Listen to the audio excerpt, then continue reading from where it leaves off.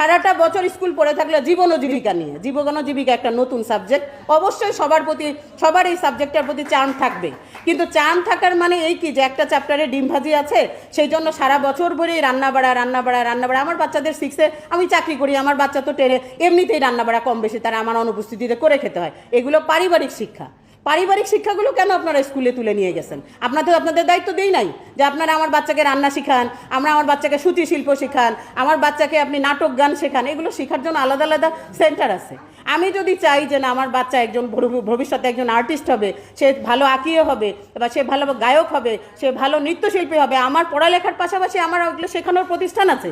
সেই সব প্রতিষ্ঠানে আমি এক্সট্রা কারিকুলাম অ্যাক্টিভিটিস হিসাবে তাকে শেখাবো।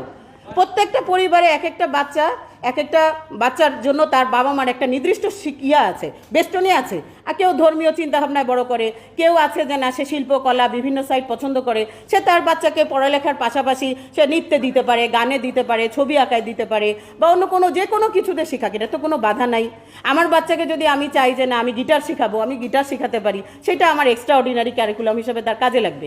অনেক বাচ্চা আছে, অনেক আমাদের অফিসিয়াল অজস্র প্রোগ্রামে কোরআন তেলাওয়াত করতে হয়, অনেক ছেলে আছে যে ভালো কোরআন তেলাওয়াত করে, কেউ হয়তো দাঁড়িয়ে জাতীয় সঙ্গীতটা গায়, কেউ প্রত্যেকটা জিনিস মানুষের জীবনে শিখার আছে।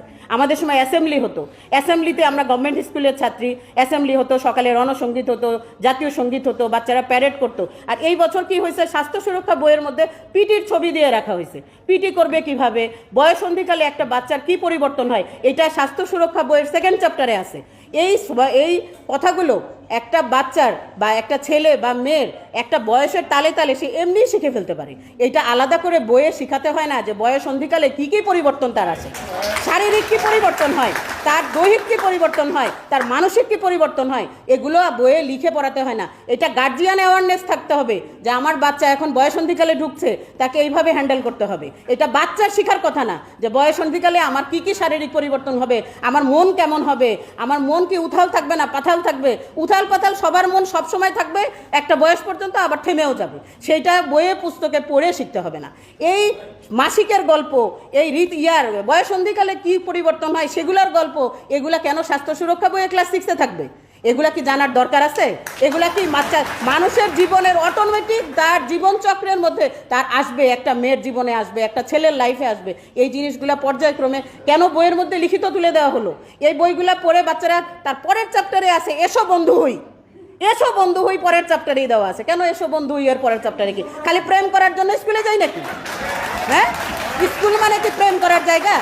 হ্যাঁ, আমি তো এমনিতেই বাচ্চাদেরকে আটকায় রাখতে পারতেছি না। এই ডিজিটাল যুগে মোবাইল, কম্পিউটার, এই সারাক্ষণ বিভিন্ন ব্লগারদের পেঁচাল, এরপরে হচ্ছে ইউটিউব টিভিতে লাগানো হাজে বাজে যত ভিডিও আছে সব আপলোড করা, সবার জন্য ওপেন। তাই আমি নিজে বসে দেখতে পারতেছি, বাচ্চা দেখতে পারতেছে যে আমার বাচ্চা অ্যাসাইনমেন্ট করার নামে মোবাইল নিচ্ছে। আমি কি তাকে চেক দিতে পারবো যে সে অ্যাসাইনমেন্ট করতেছে, না পর্নোগ্রাফি দেখতেছে, নাকি গেমস ডাউনলোড করতেছে, না ব্লগার দেখতেছে, ব্লগিং দেখতেছে? কেন ডিভাইস নির্ভর লেখাপড়া হবে?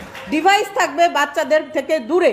বাচ্চারা অটোমেটিক ডিভাইস পাবে একটা নির্দিষ্ট বয়সের পরে। আমি মোবাইল আটকে রাখতে পারবো না, তার সাথে যোগাযোগ করতে হইলেও আমাকে মোবাইল দিতে হবে, তার খোঁজ নিতে হইলে মোবাইল দিতে হবে, আমি বাধ্য মোবাইল দিতে। কিন্তু তার মানে এই না যে এই মোবাইলটা ক্লাস 6-এর বাচ্চার পড়াশোনার কার্যক্রমের একটা অংশ হইতে হবে। মোবাইল তো জরুরি জিনিস, মোবাইল তার করেসপন্ডেন্সের জন্য দরকার, কিন্তু মোবাইল দিয়ে কেন সে মোবাইলে সে কি অ্যাসাইনমেন্ট করে? No, never. কোনো বাচ্চা মোবাইল অ্যাসাইনমেন্ট করে না। 13 বছর, 12 বছর, 14 বছর চার্মিং ইয়ার তার বয়সের একটা, আর এই সময়টাতে সে অনেক কিছু, তার কাছে রঙিন চশমা শুরু হচ্ছে কেবল।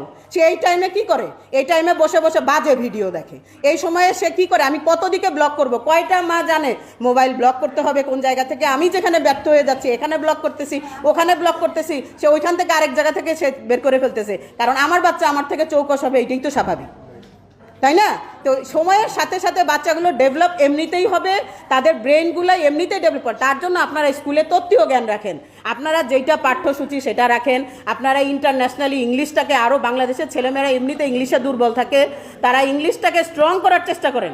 কিভাবে আমার বাচ্চারা ইংলিশে ভালো হবে, কিভাবে আমার বাচ্চারা গণিতে ভালো হবে, কিভাবে আমার বাচ্চারা বিজ্ঞানে ভালো হবে।